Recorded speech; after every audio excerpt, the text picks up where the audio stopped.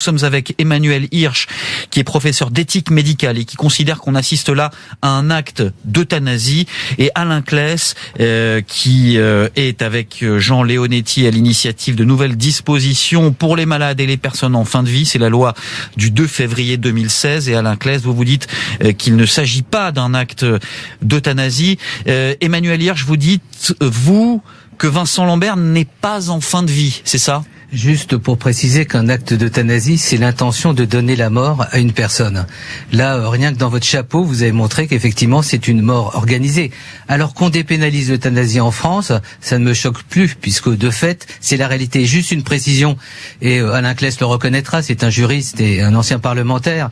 Lorsque monsieur Vincent Lambert a été sous les feux de l'actualité, rappelez-vous, on était dans la concertation sur la fin de vie, afin de créer cette nouvelle loi de 2016, et c'est à ce moment-là qu'on a considéré que l'hydratation et l'alimentation étaient un traitement. Il y a beaucoup de personnes aujourd'hui qui sont hydratées, alimentées et qui ne sont pas considérées comme des personnes. Donc vous dites c'est la loi Vincent Lambert, c'est ça ? C'est de toutes les manières une loi, et les conséquences, puisque maintenant c'est une affaire publique et politique, c'est que dans les mois qui viennent, peut-être que monsieur Alain Claes le souhaitait, cette loi qui est inacceptable aujourd'hui, la loi de 2016 sur la fin de vie, aboutira de toutes les manières à une loi en faveur de l'euthanasie. Un pays comme la Belgique n'aurait jamais euthanasié Vincent Lambert, puisqu'il n'a pas exprimé son point de vue, puisqu'il n'a pas rédigé de directive anticipée. Donc c'est là le vrai débat.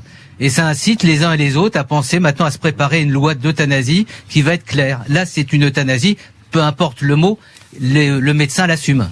Alors je précise quand même qu'il y a une loi de bioéthique qui est attendue au Parlement dans les prochaines semaines, prochains mois, et il n'est pas question justement de revenir sur la fin de vie. En tout cas, le gouvernement l'a exclu. Alain Claes. C'est vos informations. Attendez.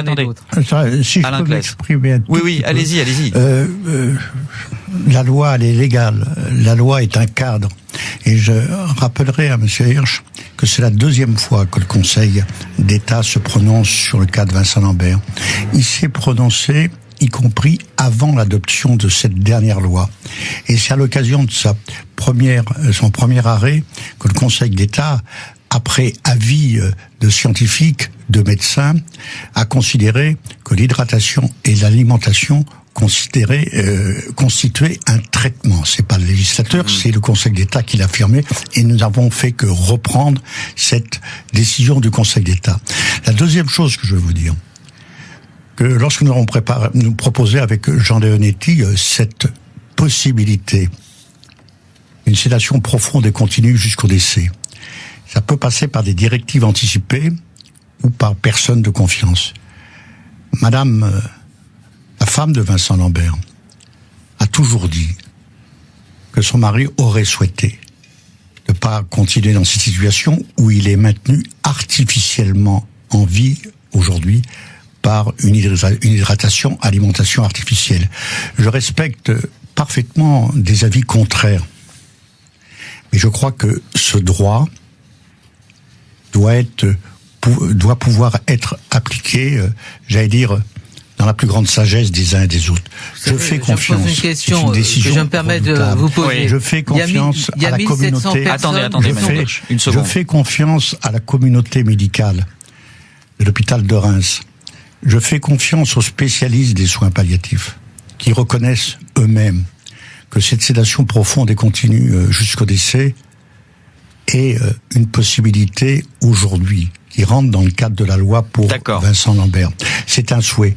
Et ça permettra aussi, tout simplement, à la femme de Vincent Lambert, pour qui j'ai une pensée aujourd'hui, de pouvoir faire son deuil. Emmanuel Hirsch. Situation très difficile. Non, je me permettais de poser une question à l'ancien législateur, au juriste que vous êtes. Donc les 1700 personnes aujourd'hui en situation d'état végétatif persistant bénéficient finalement d'une situation, d'une manière péjorative, qui est de l'acharnement thérapeutique. Et donc si je tire votre conclusion, vous dites il est alimenté d'une manière artificielle, tout est artificiel. Je vous fais remarquer que l'artifice dans ce domaine, c'est surtout qu'il arrive à vivre dans des conditions d'incarcération depuis des années. Donc question que je vous pose, ça veut dire, par conclusion, qu'une personne dans la situation de monsieur Vincent Lambert, ou une personne, par exemple, atteinte d'une maladie comme la maladie d'Alzheimer en phase terminale, donc qui n'est plus en relation directe, serait susceptible de bénéficier de votre prochaine loi. C'est une question que je vous pose. Mais la réponse, Alain Claes. Vous êtes médecin, vous n'avez pas le droit de dire des choses comme ça. D'abord, je suis pas médecin, je suis philosophe. Je me permets de dire, c'est ce que disent aujourd'hui les familles. Attendez, Emmanuel Hirsch, écoutez la réponse d'Alain Claes. Vous lui avez posé une question, écoutez ça. Oui, mais répondez à la réponse, ne me parlez pas de morale. Non, je ne réponds pas à la réponse. Je réponds à des questions, monsieur Hirsch. La chose que je veux vous dire, l'argument vis-à-vis des handicapés a été utilisé ces derniers jours. Je trouve ça indigne. Comme je trouve indigne de dire que l'arrêt de l'hydratation et l'alimentation artificielle va faire mourir de soif ou de faim la personne. Vous êtes médecin, vous savez que c'est faux. C'est pas ce que j'ai dit jusqu'à présent. Mais juste un point d'information, n'est pas dans les généralités. Les soins. Aujourd'hui, dans des services de réanimation, excusez-moi. Emmanuel Hirsch. Dans les services de réanimation, on dit aujourd'hui, à la suite de toutes ces controverses, et je trouve que d'une certaine manière, on a une affaire politique beaucoup plus qu'éthique, on ne va pas faire de Vincent Lambert. C'est-à-dire quand une personne est très accidentée, qu'elle arrive en réanimation, on anticipe le risque d'une évolution à titre de précaution. C'est un premier point. Et deuxième point, vous savez très bien, Alain Claes, quand il y a eu la loi de 2016, on disait que c'est une loi transitoire. L'affaire de monsieur Vincent Lambert est aujourd'hui exploitée. Bien. Et vous savez très bien que Jean-Louis Touraine, demain, présentera sa proposition de loi sur la fin de vie. Il nous reste 20 secondes. Alain Claes, vous répondez. Pour moi, cette loi n'est pas une loi, cette loi n'est pas une loi transitoire.